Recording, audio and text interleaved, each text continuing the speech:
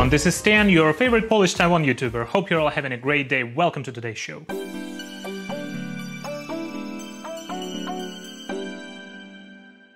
Today, let's talk about China's 5 more years with zero-COVID policy. On June 27th, the Communist Party Secretary of Beijing, Cai Qi, made a speech at the opening of 13th Beijing Municipal Congress of the Communist Party of China, where he mentioned the development plan for the next 5 years. Cai Qi said that the city will strictly maintain the zero-COVID policy for the next 5 years, and his speech actually made the news.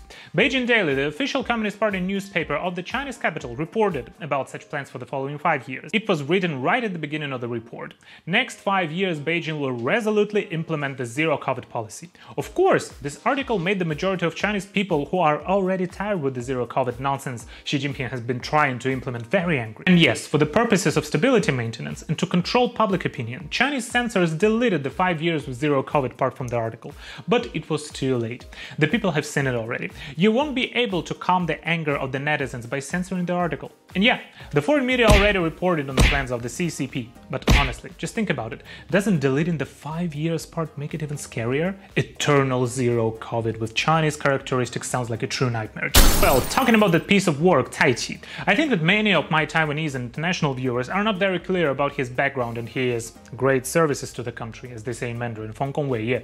Well, you can directly say that he is one of Xi Jinping's lapdogs. Do you remember the news that shocked the world in 2018? Beijing is purging the low-end population. Yeah, one of the officials who implemented that policy was Cai Qi himself. In November 2017, there was a deadly fire in an overcrowded housing unit in Daxing district in Beijing. 19 people died there. In any normal country, an event like that would have caused discussions on the living conditions and safety of the vulnerable groups in the city.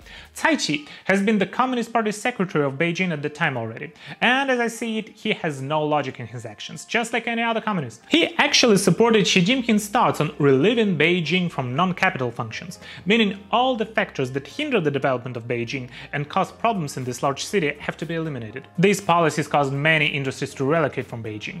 And as you know, there is a very strict household registration system in China, making it almost impossible for the migrant workers coming from different areas of China to get the registration in Beijing. Let's also not forget about the high prices in Beijing. This is one of the reasons why Chinese migrant workers have to live in devastating conditions for years. They're still Chinese citizens, just working in the capital city temporarily. And when Beijing decides that the city doesn't need those migrant workers anymore, people like Cai Qi simply used the policy of elimination of the security risks as a reason to expel those migrant workers from the places they live. You know, the CCP forced more than 100,000 so-called low-end people to leave Beijing just like that.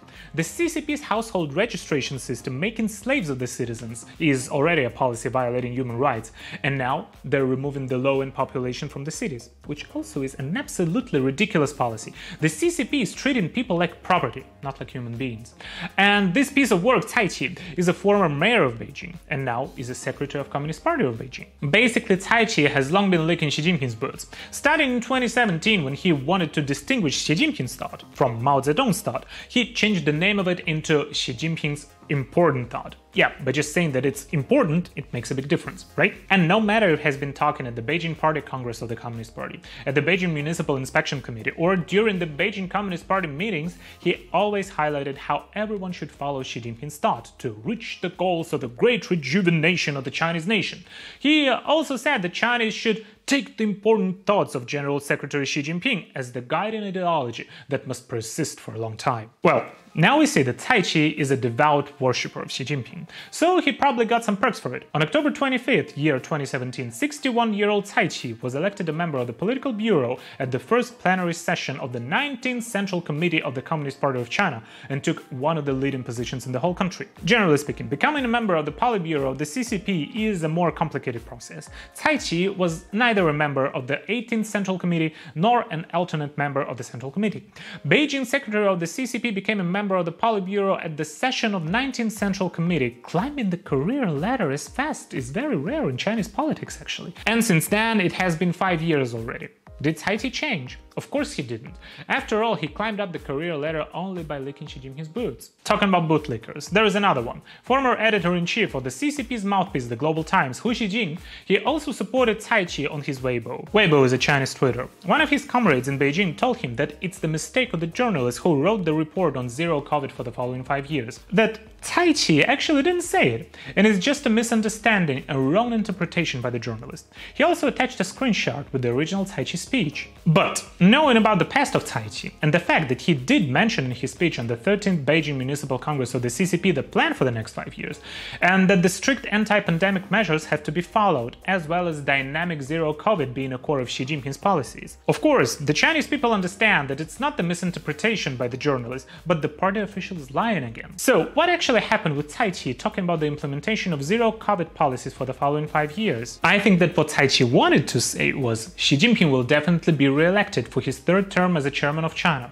And of course, the CCP members that are against Xi's eternal rule will strongly oppose it. Xi Jinping actually got used to using the pandemic as a tool for stability maintenance and oppression. You see, during these 2 years, whenever a natural or a man-made disaster happened anywhere in China, there was an outbreak there all of a sudden. So, Beijing's party secretary Cai Qi mentioned the 5-year plan, and at the same time highlighting that it is necessary to follow Xi Jinping's dynamic zero COVID policy, surely is a very sophisticated bootlicking. And the article in the state media stating the zero COVID policies for the following 5 years, I'm not sure if it was written as a propaganda text praising Xi Jinping, or it was written with a different purpose, to make the people angry. But whatever it is, we can perfectly see that Chinese people are fed up with oppression. They had enough of it already. Thank you so much for watching. If you liked the video, please press like, subscribe, and share. This is Stan. I see you in the next one.